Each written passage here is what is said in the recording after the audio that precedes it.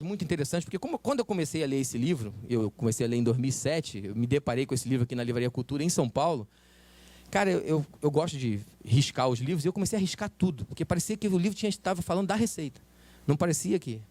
Então, uma das coisas que ele falava lá, o problema é a insistência na produtividade, sem preocupação com a recepção do trabalho, com a qualidade. Mais uma vez, pessoal, para a gente não cair nessa armadilha, dizendo, nós não queremos gerir nada, não queremos contar nada. Não, não é isso. Mas é quando o número, a quantidade se torna um fim em si mesmo. Vocês já foram para a reunião de planejamento estratégico da fiscalização na Receita Federal? Eu participo das reuniões regionais. Quem já foi, assim, o chefe da divisão de fiscalização da DIFIS abre primeiro uma planilha que compara as regiões, né? Aí ele começa, ó, aqui a terceira região, eu sou da terceira região, tá vendo? A gente ficou pior que a quarta, não dá. Ó, tá pior que a quarta, mas no ano passado foi melhor e tal. E isso é feito trimestralmente. E aí depois ele mostra onde a gente pode melhorar. Aí ele abre o que foi feito. Aí foi feito, a gente fez 20 fiscalizações de pessoas físicas. Tem alguém aqui que não é da Receita Federal aqui dentro? Pronto, só vou perguntar porque... Aí, o Reginaldo já é praticamente da Receita Federal. E o Vanderlei. E aí o cara diz assim, fulano, aí tem um fulano, né? Fulano, você lá vou dizer até o estado, no Maranhão vocês fizeram 20 pessoas físicas. Dá para fazer 22? Aí ele, puta, 22? Aí ele olha pro cara assim, que tá com ele lá do Maranhão. Você pode fazer mais 2? O cara, porra, tá de sacanagem, cara. Eu já fiz os 20, ainda vou fazer mais 2. Esse é o planejamento estratégico da fiscalização. Eu estou falando mentira? Ou seja, aquilo ali se tornou um fim em si mesmo. Quando, na verdade, aquilo ali vai ser um meio para a gente chegar... Qual é o nosso objetivo? Aumentar a percepção de risco, né? Existe arrecadação espontânea de tributos? Isso é interessante porque isso foi um erro de tradução de um termo em inglês, que é arrecadação induzida, e traduzido para espontânea. Bem, se a arrecadação é espontânea, para que precisa de auditor fiscal? Ela é espontânea, né? Nem na Suíça, na Suécia, na Dinamarca, ela é espontânea. É. Consciência social, né, do tributo, né, da função social do tributo. Pois bem, aí ele diz, perdeu-se o equilíbrio entre esses dois elementos. Mariane, me diz meu tempo aí que eu ia controlar aqui, mas perdeu-se o equilíbrio entre esses dois elementos, precisamos restaurar a simetria entre eles. Ou seja, ele diz o seguinte, tudo bem, você pode criar elementos para a gente dizer se a gente está chegando a algum resultado, para a gente comparar, para a gente medir. Mas isso aqui na universidade está se tornando um fim em si mesmo. E aí eu não me preocupo mais em produzir alguma coisa que realmente tenha interesse acadêmico. Eu preciso de números. Não interessa um artigo que eu demore 3 anos para escrever. Eu preciso de 30 artigos em 3 anos. Segundo, a maldição da contabilidade economicista chegou com força no mundo acadêmico. Contar a produção se tornou um fim em si mesmo. Qualquer semelhança com a Receita Federal não é mera coincidência. E não é só com a Receita Federal. Eu estou falando da Receita Federal porque o nosso público é a gestão na Receita Federal. Essa aqui é mais interessante. O bom pesquisador não é aquele que desenvolve algo novo, mas o que publicou mais artigos, ainda que ninguém os tenha lido. E a gente sabe muito disso. Às vezes a gente nem lê o artigo que a gente publicou. Está rindo? Não ria. Entendeu? Você preparou, depois que terminou, falou assim, rapaz, não aguento mais ler isso aqui. Publiquei, contou no meu currículo Lattes, né? E pronto. O lema é mais é melhor, mesmo que mais porcaria. Aí ele diz, Darwin e Einstein não sobreviveriam nesse mundo acadêmico. Pô, Darwin levou 20 anos para publicar aquela porcaria lá, a origem das espécies. Ficou viajando, passeando, né? Passeando por as ilhas, Galápagos e tal. Quem financiou? CAPES, CNPq, não financiaria, porque ele não publicava nenhum artigo. Entendeu? Então, Einstein, primeiro que já não era bom em matemática, né? Pois bem, quais são as ameaças às nossas atribuições dentro desse modelo? Porque eu acho que uma das coisas muito interessantes desse nosso movimento, dessa nossa mobilização, que depois, quando a gente se afastar um pouquinho dele, a gente vai poder fazer talvez uma análise sociológica, porque quando você está dentro do momento, né, aí todo mundo acha que é dono da verdade, todo mundo acha que sabe qual é a alternativa, e a gente sabe que a verdade é uma utopia. Acho que quando passar um pouquinho, a gente vai poder avaliar isso. Porque quais são as ameaças desse modelo à nossa atribuição? Primeiro, o balanço scorecard na Receita Federal está sendo implantado sem a nossa participação. Sabe que eu não estou aqui nem dizendo assim, não era para ser implantado, sou contra isso. Não, tudo bem, quer implantar um modelo de gestão que vai definir indicadores e tal. Eu não acho que alguns iluminados, né, sabem tudo o que acontece em toda a Receita Federal. Essa é uma outra característica da nossa organização, extremamente complexa, com infinitas atividades. Então, você precisa conhecer, trabalhar um pouco no dia a dia, e não somente ir lá, ou de Brasília, ou de qualquer outro local, e definir alguma coisa simplesmente com base, não, a legislação diz assim, eu vou fazer assim, né? Também tem sido implantado, por incrível que pareça, com uma espécie de parceria da nossa representação sindical. Parceria mesmo, não estou escondendo, a palavra é essa. Quando você vai lá e propõe um modelo baseado em bônus, em que você mesmo, na representação sindical, diz os indicadores que você aceita colocar ali, você está sendo parceiro na implantação desse modelo. E remove a possibilidade de críticas ao modelo e não deixa nem fazer o debate. Segundo, carreira em Y. Pessoal, eu lembro que tem um colega que na discussão aí da proposta, ele diz assim, não, nós temos que acabar com esse fetiche do subsídio, né, e parar de ver fantasmas. Tá? E eu falei com ele, não, eu acho para você, eu acho também que a gente deveria debater isso. Né? A nossa remuneração sempre sofreu ciclos. Né? E a gente precisa discutir o que a gente quer. Porque eu acho que a grande falha dessa mobilização é que a gente claramente não sabia o que queria. Embora, na verdade, cada um saiba o que quer. Você quer uma boa remuneração, fazer um trabalho com qualidade, pelo menos os bons servidores públicos querem isso. Né? Nós vamos tirar os extremos. O cara que é vagabundo, que não trabalha, nem com balanço scorecard, ele não trabalha. Entendeu? Não tem jeito. Então, o que a gente quer é ser reconhecido no trabalho e uma boa remuneração para viver dignamente. É isso que nós queremos. Né? Não queremos ficar ricos, ou pelo menos não devemos querer ficar ricos sendo servidores públicos. Tá? Bem, esse tipo de modelo, ele pressupõe a chamada carreira ilha, ele pressupõe. Pode ser que não vá acontecer. Tá? Pode ser, então vamos participar da discussão desse modelo, vamos interferir. Porque ele pressupõe, sim, que você tenha a divisão do órgão em dois atores principais. Você tem um corpo gerencial, que é o corpo que vai fazer o quê? Vai determinar a padronização, vai determinar os roteiros de trabalho e depois vai dizer quem executa. Então, a carreira em Y, ela é condição para, pelo menos esse modelo balanço scorecard funcionar. A questão da competência, a gente também discutiu muito atribuições e competência. Né? A chamada pauta não remuneratória. Pois dentro desse modelo, quem detém as competências legais do órgão são os gestores. Por que eles detêm a competência? Porque eles é que vão definir quem executa. E, pessoal, a gente tem que tomar muito cuidado com os conceitos ou as palavras. Né? Quando a gente diz assim, temos que ser eficientes, ou o objetivo disso é eficiência. E aqui eu vou fazer um discurso bem corporativista. Tá? Eficiência em qualquer setor em que o trabalho ou a mão de obra, principalmente no setor de serviços, né? Em qualquer desses setores, o maior custo é o custo da mão de obra.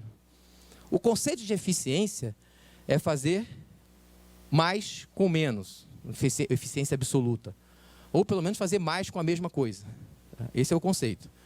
Então, quando você coloca as atribuições no órgão e fragmenta, é mais eficiente, sim, o gestor ter a competência, passar para o auditor uma partezinha da atribuição e passar diversas outras para o analista ou para o ato, ou para aquele que custa menos.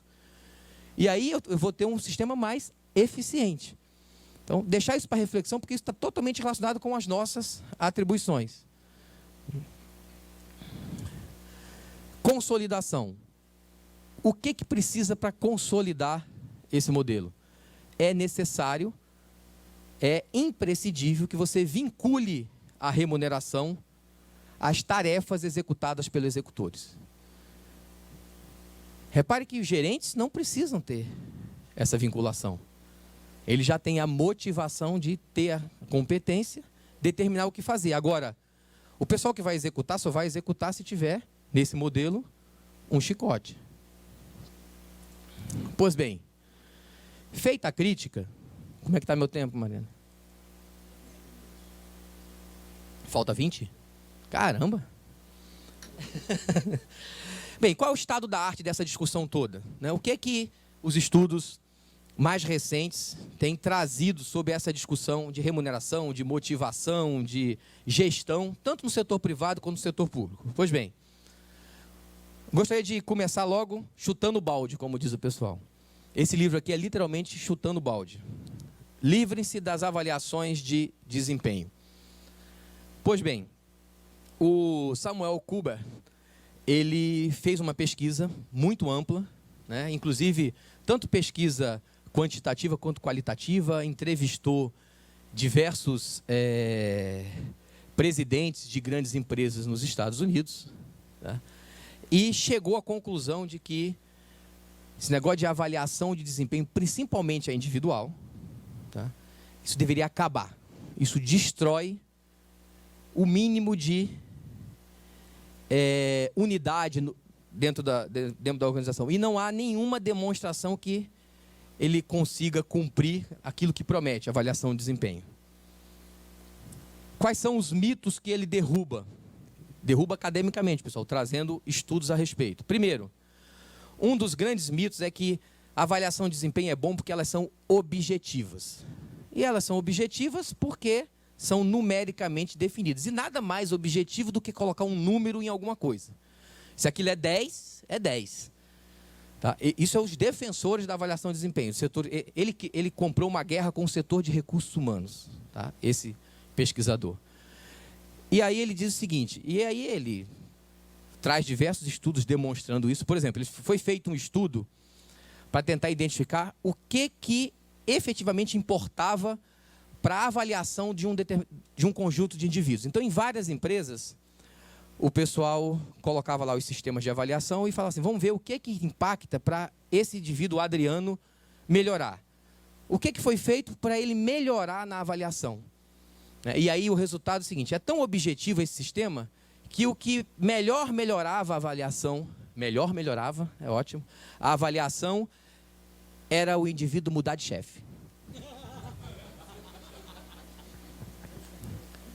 Entendeu? É tão objetivo que você mudava de chefe e melhorava, ou piorava. Era o elemento feito num teste econométrico que dava maior relevância. Quando você mudava de chefe, melhorava. Os outros elementos eram estatisticamente insignificantes para melhorar ou piorar a sua avaliação. Ele até brinca numa entrevista no New York Times, ele diz o seguinte, quer ver como é que dá número, não tem nada de objetivo? As ex-mulheres normalmente dão notas aos seus ex-maridos. Normalmente 0. Ele diz, e é bastante objetivo esse 0.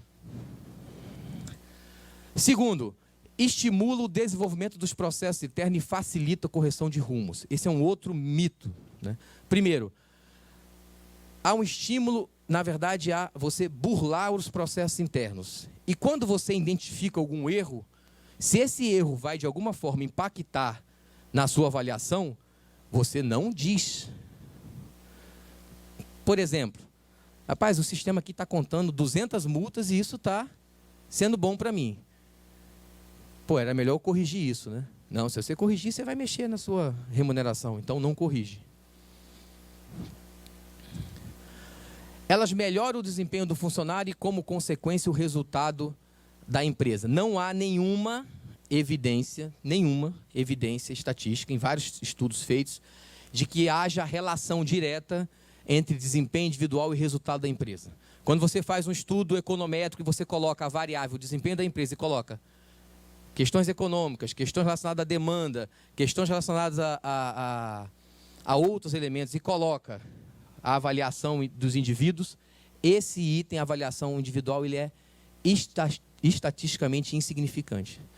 Então, essa história de que, se você for bem, isso não significa necessariamente... O contrário pode acontecer. Pode ter empresas que têm melhores resultados e seus funcionários estão melhorando o desempenho. Isso pode acontecer. Mas não há evidência de que um seja a causa do outro. E, por último, a remuneração por desempenho é elemento incentivador. Esse é um grande mito. E esse mito foi derrubado já há alguns anos. Principalmente... Não, aí, antes disso, Bem, se esse sistema não presta, se deve se livrar das avaliações de desempenho, aí ele, como pesquisador, ele fez a segunda pergunta. Por que todo mundo usa? Por que praticamente todas as empresas do mundo usam sistemas de avaliação individual, se isso não funciona? Pois bem, isso é a outra metade do livro, e ele vai atrás, ele vai conversar com a parte das entrevistas com presidentes, gerentes e tal. Bem, e aí ele vai levantar teses sobre isso. Eu vou só citar uma delas, que é com a qual eu concordo completamente. Ele diz o seguinte, ele conseguiu nas entrevistas e tal. Esse sistema permitiu que os gerentes de nível médio, que seriam os nossos chefes imediatos, supervisores e no máximo delegado, isso permitiu a esse gerente de nível médio que ele deixasse de ser gestor. É o seu gestor com J, usando a brincadeira que os colegas mais novos lançaram aí. Por quê? Porque gerir pessoas é muito complicado. Como o professor Iluano disse, dá trabalho. Então eu chego lá para você e falo assim, você é um vendedor, você tinha que vender 10 camisas, você vendeu 7. Aí o cara, não, minha mãe está doente, meu primo se suicidou e tal. Aí, ou seja, isso exige o que ele chama de barganha. Barganha, a boa barganha. Gerir é barganhar, é acordar. Chega, ó, pessoal, nós precisamos fazer isso, fazer isso, fazer isso. Quem vai fazer isso, quem vai dividir e tal. Quando você estipula um método em que você põe um número, o cara chega para você assim, você tinha que vender 10 camisas e vendeu 9, tá? Tá demitido. Aí o cara, pô, minha mãe morreu, não sei o que e tal. Rapaz, ó, quem definiu... Vocês assistiram um filme chamado O Grande Chefe? Filme francês? Que o pessoal tinha que demitir um monte de gente numa empresa e o presidente não queria. Eles contrataram um ator e inventaram que ele era o grande chefe. Ele que estava tomando a decisão. Então, quando o cara fala, mas eu tive esse problema, eu tenho a minha família, o cara, não, ó, o grande chefe mandou.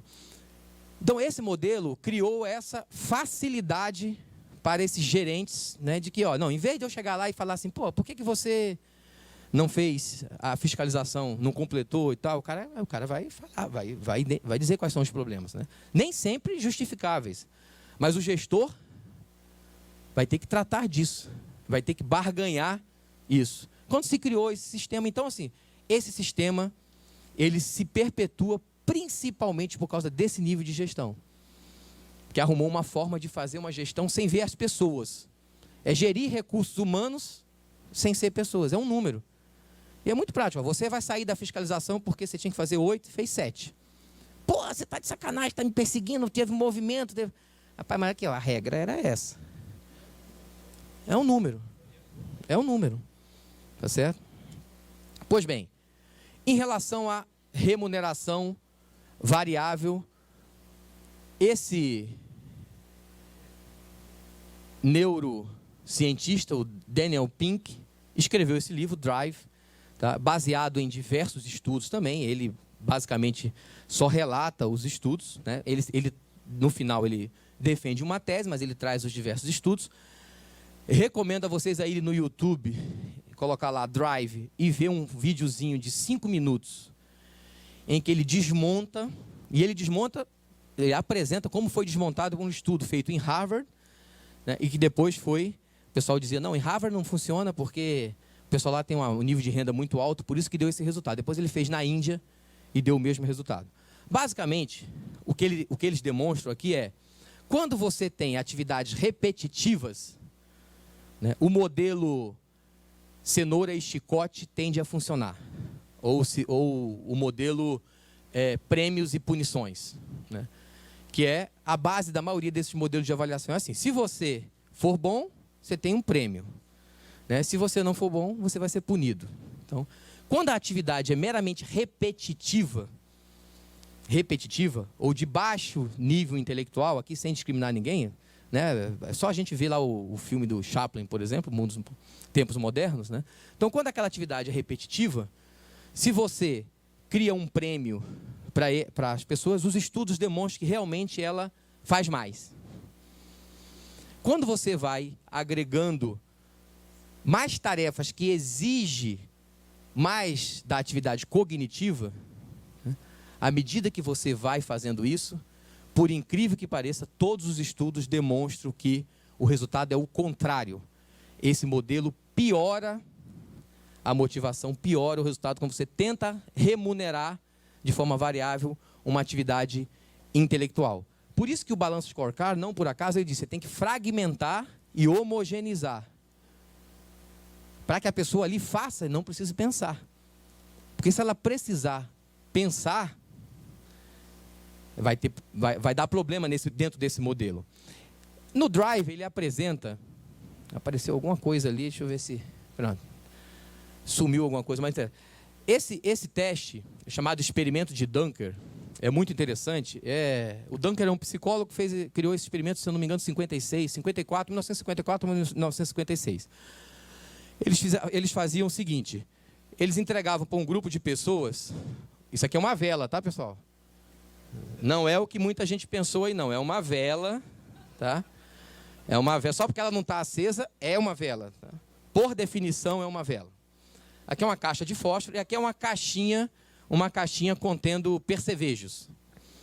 E aí as pessoas são colocadas em salas separadas e dizem o seguinte, você tem que fazer o seguinte, você tem que prender a vela na parede acesa, de forma que não pingue, ela não goteje na mesa. Tá? Essa é a tarefa. E eles dividem um grupo, né? Num grupo é o seguinte, quem fizer primeiro vai ganhar tanto. Ou seja, um estímulo chamado estímulo extrínseco, uma recompensa. Né? Quem fizer primeiro vai... E numa outra sala, eles só dizem para o pessoal o seguinte, ó, o importante é fazer. Vocês têm que fazer, aí vocês têm o tempo para pensar e para fazer. Pois bem, tem gente que acende a vela, pega o percevejo, prende na vela, tenta grudar na parede. Tem gente que fala assim, esse fósforo aqui não é só para acender a vela. Eu vou queimar aqui a bundinha da vela, desculpe a palavra bundinha, e vou colar aqui para acender. Só que fica gotejando. Pois bem, a solução desse problema é essa. Essa é a solução desse problema. Bem, o pessoal que recebe um prêmio, ou uma possibilidade de prêmio, normalmente leva um tempo de 3 a 4 vezes maior do que aqueles que dizem assim, você tem tempo para pensar, faça com tranquilidade. E o outro fala assim, quem fizer primeiro recebe. É 3 a 4 vezes, não é 20%, é 3 a 4 vezes leva mais tempo aqueles que estão entrando na competição. Por que que isso acontece? E aí ele foi analisar isso aqui, né? Por causa disso aqui. Se você entregar para as pessoas assim, ela faz mais rápido. Por quê? Repare que aqui, a caixinha parece indicar que ela tem uma função só. Guardar os percevejos. Aqui ela parece ser mais um elemento na solução do problema. Isso eles chamam de fixação funcional. Ou seja, você está fixado naquela função daquilo que você recebeu. Tá certo? E aí, diversos estudos demonstram o seguinte, que na verdade os elementos motivacionais para o trabalho intelectual, ou que tenha um pouco mais de atividade cognitiva, ele basicamente está centrado em 3 elementos. Primeiro, o que ele chama de mastery, né, que eu traduzi aqui como conhecimento, não tem uma tradução bem, mas é aquele negócio, aquele sentimento de você conhecer, de você aprender, de você formar, de você buscar o conhecimento. Então isso motiva muito mais. Segundo, autonomia. Você dá autonomia. As grandes empresas, principalmente da área de tecnologia da informação, Google, etc., não usam nada desses modelos de avaliação de desempenho. Eles usam isso aqui. Conhecimento, autonomia e propósito. São estimulados via desafios. Pode receber remunerações por causa disso, mas esse não é o princípio. É dado autonomia. E o propósito, eu acho que é aquilo que a gente vem perdendo cada vez mais. Qual é o propósito do nosso trabalho? Nós somos fiscais para quê? O que nós fazemos? Essa é aquela velha discussão, né? O pedreiro está fazendo lá uma igreja, e aí está fazendo uma parede, o pessoal pergunta para ele, ele diz, não, eu estou colocando um tijolo aqui, fazendo uma parede. O cara que tem uma visão de propósito fala assim, eu estou construindo uma igreja, ou construindo um país e tal. Então, esses são os 3 elementos demonstrados cientificamente, um estudo de Harvard muito interessante, nesse livro, o Drive. O texto em português ficou Drive mesmo, tá? Não foi traduzido. É muito interessante ler esse livro, quem quiser ver um pouco sobre toda a discussão recente sobre motivação no trabalho. Tudo bem, mas qual seria a alternativa no setor público?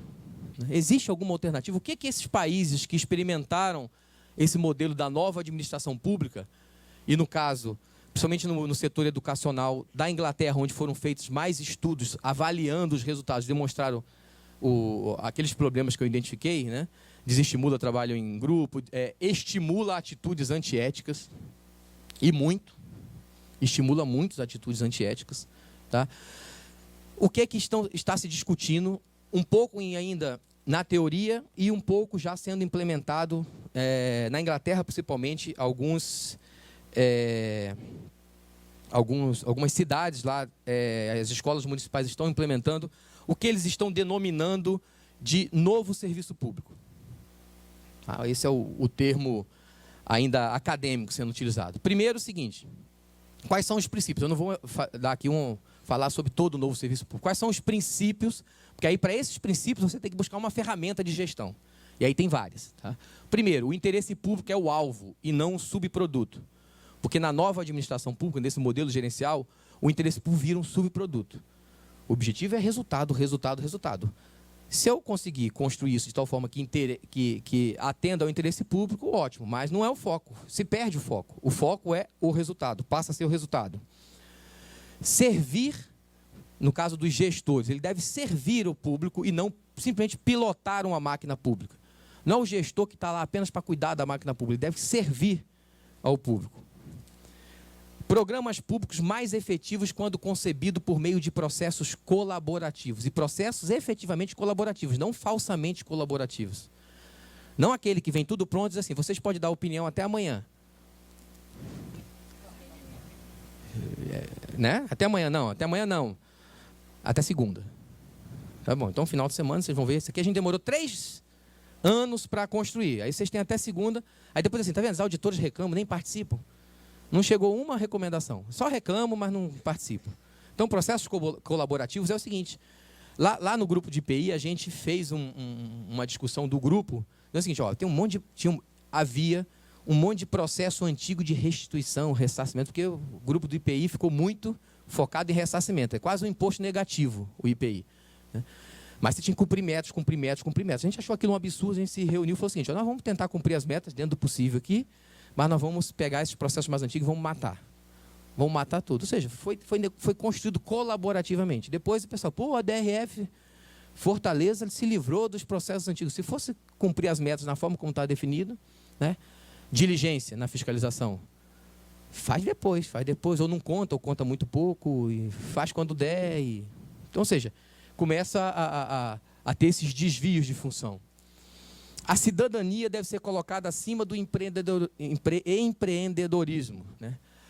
O que foi percebido é que o foco excessivo em eficiência obscurece o foco central, que é promover o interesse público. Reparem, só uma questão bem para deixar como reflexão moral. A gente se apropriar de multas da Previdência para o pagamento de bônus. É uma reflexão. A nossa Previdência está tranquila, né, não tem problema, se o pessoal quer fazer 200 reformas, e a gente quer levar para o Congresso Nacional um projeto de lei que diz isso. Eu não vou fazer um trabalho parlamentar para isso jamais. Eu tenho vergonha disso. Eu espero que não vaze, se isso passar. Não sei nem se isso vai passar. Ok? Bem, no fundo, né, o que acontece com esse sistema é isso. cada vez mais são colocadas tarefas em cima, e aí, né, talvez você consiga o seu bônus. Aqui estão as referências bibliográficas, e é isso. Obrigado.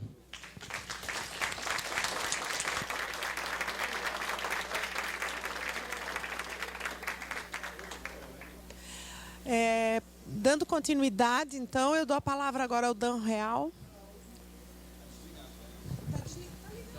Tá verdinho? Tá falando. Bom, dando a continuidade agora, né, ao seminário, a gente passa a palavra ao Dão, que falará sobre a autoridade fiscal.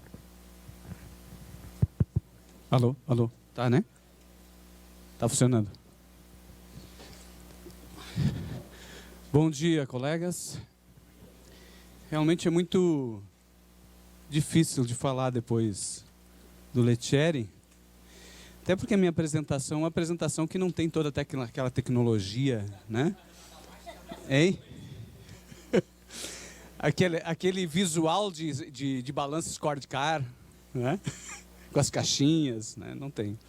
Bom, de qualquer forma, vamos tentar conversar um pouquinho sobre um assunto que a gente começou a discutir no seminário em Porto Alegre, né, que a Verinha foi praticamente a principal organizadora, lá junto com as DS do Rio Grande do Sul, que tratava sobre atribuições. Mas antes eu vou fazer uma propaganda.